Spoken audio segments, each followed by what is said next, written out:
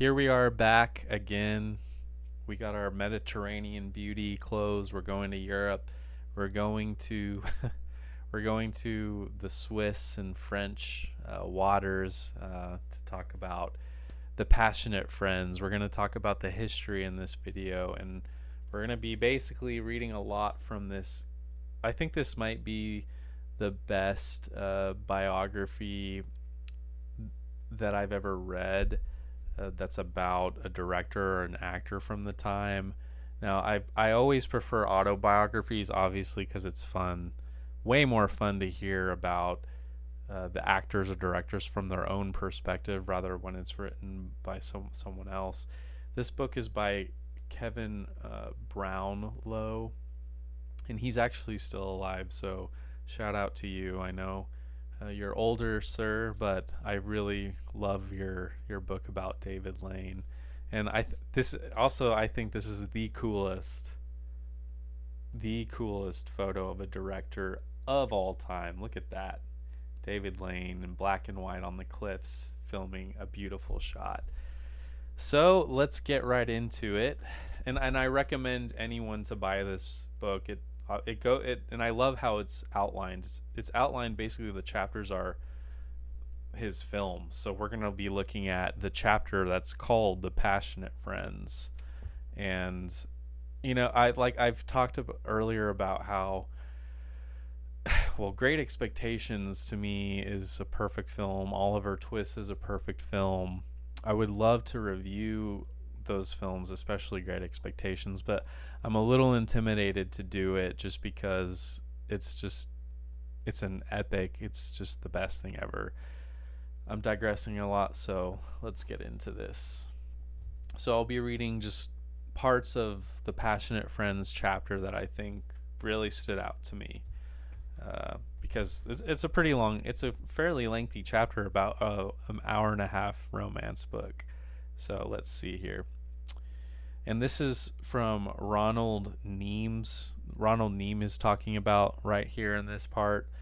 And Ronald Neame, he worked at Cineguild Productions. He was part of that production company with David Lane. And he was originally supposed to be the director of The Passionate Friends, but it was a little too much for him. He was in over his head.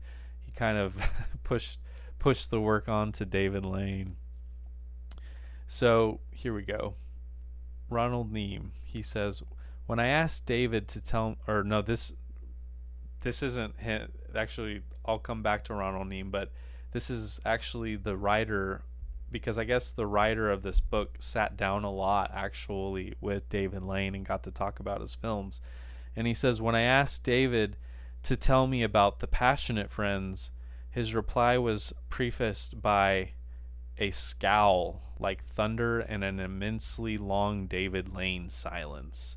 Reluctantly, he told me what he remembered, but asked me not to divulge Ronnie's name, which is Ronald Neame, who I was just talking about, as though the revelation could still affect his career or hurt his feelings. But since Neame told me his side of the story without requesting anonymity, I have censored nothing, which is great. Quote from David, it was a very unhappy situation, as you can imagine, said David. It was one of the worst times I've had in my professional life. I should never have allowed myself to be put into that position. I wanted to help Ronnie, so I was torn in two directions. I saw the rushes and realized at once that it was no good. Then I took over. I stopped for 2 weeks, got the script, and rewrote it with Stanley Haynes. We wrote like hell. David's account is incorrect, according to Neame, who says that David could not have seen the rushes since nothing had been shot. Neame says that Haynes called him out about 3 weeks before shooting was due to start and requested a copy of the script, saying, we're all in the same company after all, which Cineguild, like I talked about. Neame sent him the screenplay, and a few days later, Stanley phoned again. Ronnie, David and I want to have a very serious talk with you and Eric. It's about your script. We suggest the White Tower for dinner. I believe Eric is Eric Ambler. I think he helped write the script. The dinner was horrendous, said Neem. I don't think any of us ate anything. David and Stanley felt our screenplay was a disaster and that to start production was madness. They begged us to accept the inevitable and postpone the start date until something could be done about it. Eric and I were completely shattered. By the end of the evening, we had lost all confidence in ourselves. When someone as talented as David Lane says, you've got a lousy script, you better believe it. Quote, I remember going home that night and thinking, well, this is the end. I want to direct, and I'm not going to be a director. By the next evening, David and Stanley had made a plan. They would both come to our rescue. Eric would join them and work as a writer with them, while I, for the time being, would take over the pre-production producing chores. So Ronnie became a producer for the film. The three of them would make a new script, which they would deliver to me as it progressed. I don't think that's a good idea. I would go to Arthur Rank and plead for a 3-week extension of pre-production, a very costly request because of artists' contracts, stage rental, etc. I would also talk to key members of the unit explaining the situation, and most difficult of all, tell Ann Todd the script that she had liked so much was to be scrapped and replaced by a new one. But that she should not be worried because the new script would be under the control of no less a person than David Lane. Up until this moment, my relationship with Anne had been excellent, but as you can imagine, what was now happening was not very likely to encourage her confidence in me. Under the circumstances, she behaved very well. Quote, and let's see, I made the biggest mistake of my life. I believe David said this. I made the biggest mistake of my life. I actually started principal photography with less than 50 pages of the script, a script that bore no resemblance to the original. And this is Eric Ambler speaking, one of the writers of the script. Quote, Ann Todd started playing up. Basically, she started getting annoyed, frustrated.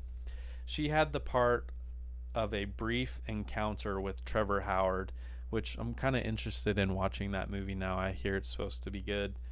With Trevor Howard, and suddenly realized she'd got the wrong director. It wasn't quite the right script either, and she just refused to play. I mean, it was quite disastrous. She would start arguing. She was determined that it wasn't going to work. Ronnie couldn't cope with her. Nobody could. I was the producer, and there was nothing I could do. I said I was going to stop the picture. We couldn't go on spending money at that rate. We had commitments to Claude Rains, and we had permission to pay him in dollars. You don't realize how difficult that was. That had to be a top-level decision. He'd already been sitting there doing nothing for most of the time.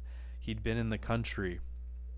It then became necessary to decide how the picture was to be reorganized. I said that clearly Ronnie had to go as director. The obvious thing was for Ronnie to become producer. This was an acceptable public relations decision. I could be the writer. I resolved I would never again produce, and I knew I'd never make another picture with David, which I don't know if that actually is true or not. By the time that production resumed with David as director, Marius Goring, who had appeared in Neem's Take My Life film, had been replaced by Trevor Howard, so I guess Marius Goring originally was going to play the part of Stephen. Quote from Goring, David really disliked me and didn't want me in the film. Of course, I didn't know that at the time. I found out later from Ronnie. I don't remember doing any scenes before David arrived. Once David reluctantly took over, he decided he would have to ride roughshod over the temperament of Ann Todd. Quote, The trouble with you being in charge, he told Neem, is that you put the red carpet down for her. You got to be tough with her. You see, you gotta tell these these actors, especially the diva actresses, you gotta tell them, you're not all that.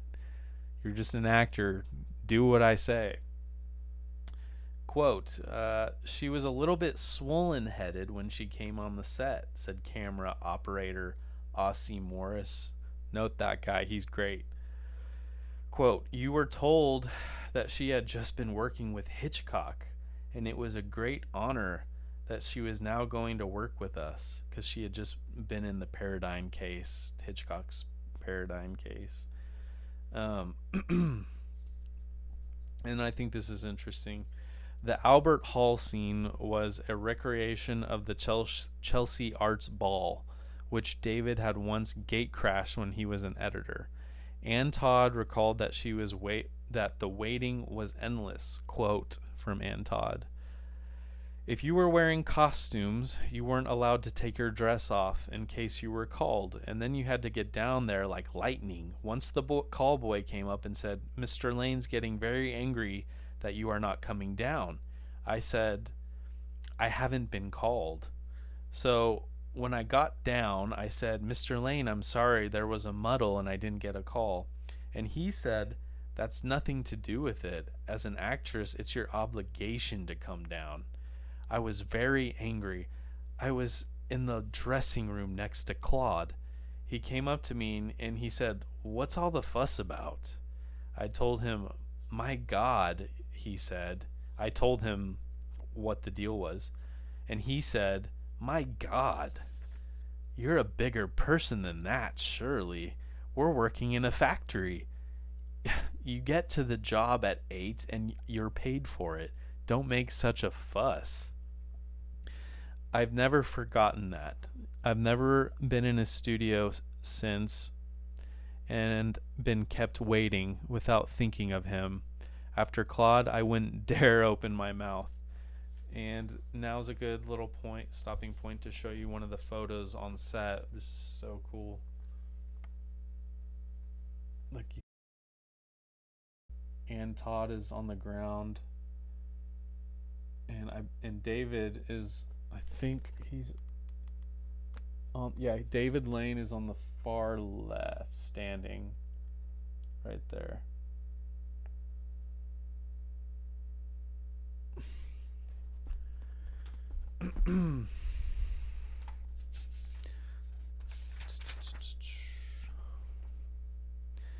In the first week of filming, said Norman Spencer, Trevor Howard tried to open the window of his dressing room, broke the glass and cut. This is an interesting story about Trevor Howard.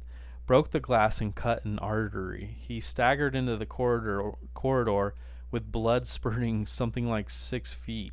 It was horrible. We sent for a doctor and we sent for a doctor. We were shooting the scene in which Anne and Claude came out of the Albert Hall and meet Trevor.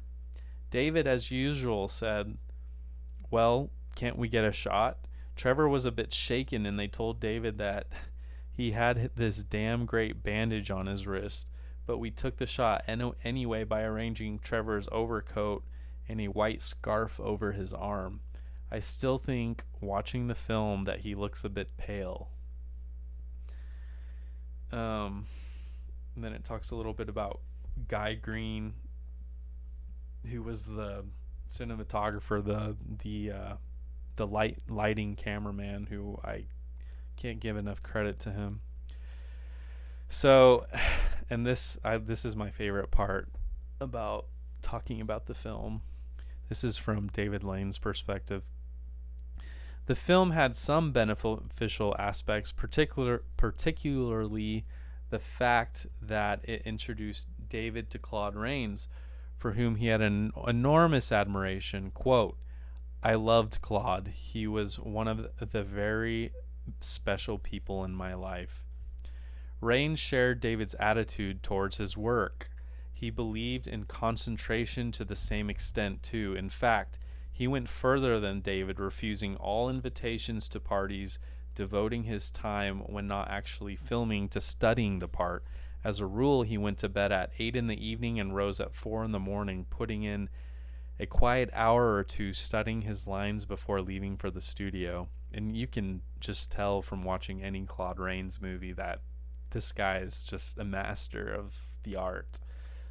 Rains was among the most accomplished actors in Hollywood. His apparently effortless performances were achieved through mastery of his voice and mastery of timing. He was very short, said David. His heels were built up, and he used to backcomb his hair that added another inch. It wasn't straight vanity. He knew how to present himself. Presenting yourself as a large part of being a star actor. Quote, Claude always amused me because he carried timing to an almost absurd degree. You can almost put this part made me laugh out loud. You can almost put a Claude Rains scene to numbers. Yes. Pause of 1, 2, 3. I'm not so sure. Cross legs. 2, 3. What do you think? And so on. It was that sort of technique, which is the basic technique of all acting, whatever anybody likes to say. You ain't got timing, you ain't got anything. It's tremendously important. I go in for it a lot myself.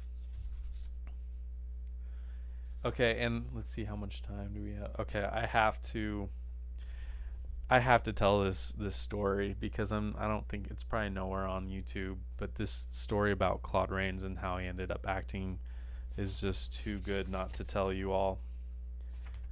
So it's going to make the video longer, but I have to tell you. Claude told me that he started off as a call boy at the Haymarket Theatre. He was a Cockney, and one of the people he looked after was Sir Herbert Barebaum Tree. Tree liked him, and he was always there. Every morning when he came in, Tree would empty his pockets and put all his money on the dressing table. Claude used to tidy it up afterwards while he was on the stage.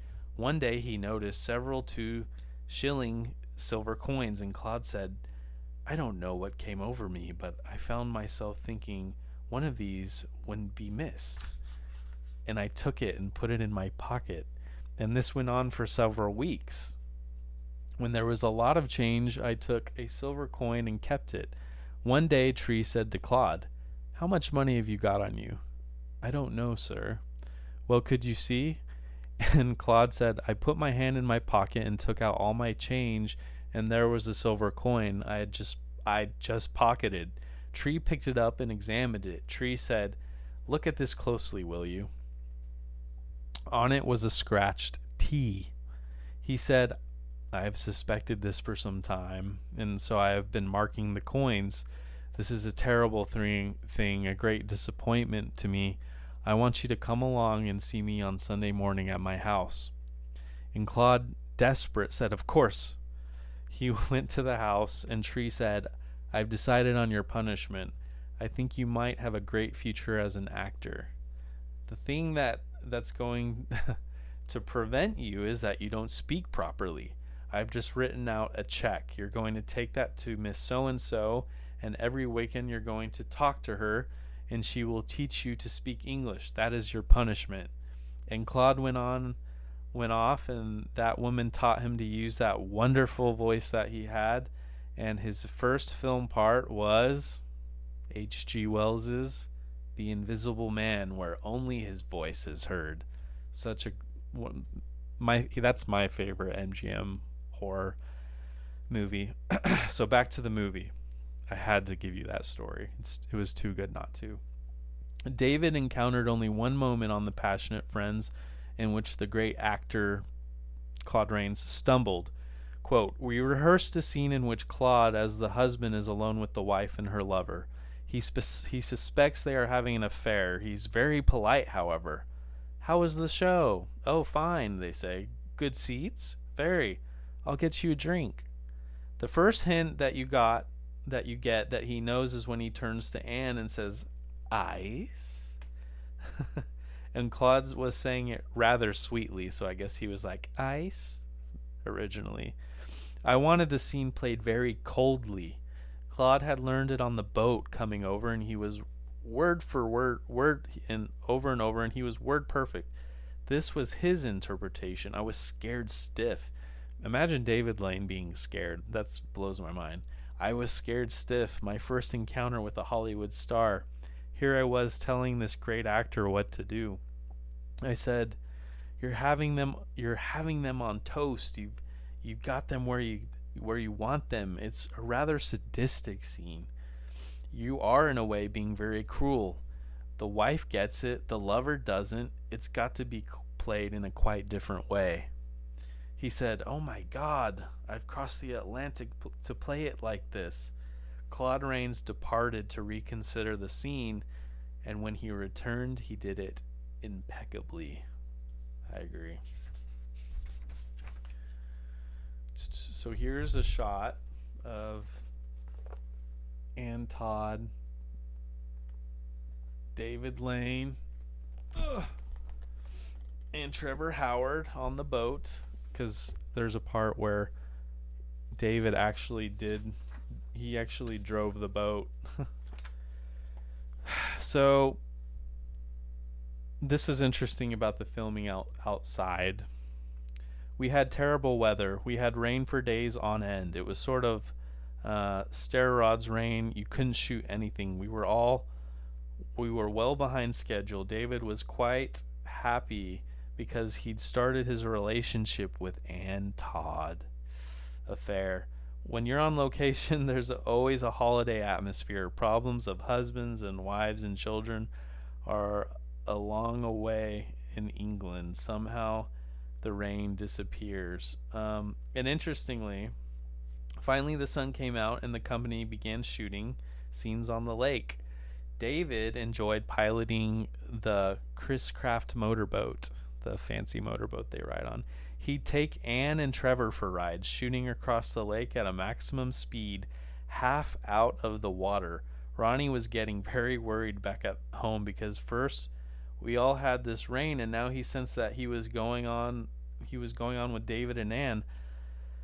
And then, although David is normally a hardworking professional, on this occasion he'd get into the boat with Ann and they'd disappear for 3/4 of an hour, and we'd all be waiting to shoot, tearing our hair, and then the boat would come racing back. He had only been taking her for a cruise, but it went a little to his head, and even David was inclined to waste time. And then it talks about how they didn't just film at Lake Annecy, but also Hotel des Alpes at Chamonix. I don't know how to say that. But it was here that the flirtation between David and Ann became serious. She said, Ann Todd said, "I adored Chamonix because we were together. Of course, everybody complained that he kept the camera on me because he loved me so much." A victim of this passionate friendship was Trevor Howard. Trevor, quote from Norman Spencer, "Trevor was treated badly. He was ignored. It was Ann. Ann was the great thing. Ann was a lover. Trevor coped with it very well. He never complained. He just waited for the location to be over. When they got back to the studio, he knew things would be different. It would just not just be David, Ann, and Trevor. Claude Rains and all the actors would be there. When we left France, I was in the car with David and Ann, and David started sobbing. He broke down. He had such a wonderful emotional time that he couldn't bear to leave it. Suddenly, I suppose, he foresaw all the marriage problems awaiting in England." Despite its glamorous cast and locations, the film was not a huge commercial success. Perhaps its intricate method of telling the story through flashback and sometimes flashbacks within flashbacks made it confusing for general audiences. I think like I said in the original, my review, I said that didn't bother me. I still think it's a perfect movie. Mr. Milton Schulman wrote, quote, "Mr. Lane has a brief encounter with inflammation of the flashback." David and Ann Todd ended up getting married on the 21st of May, 1949. So interesting. Lots of interesting history, and I guess a marriage came out of it. And Todd and David Lane ended up getting married.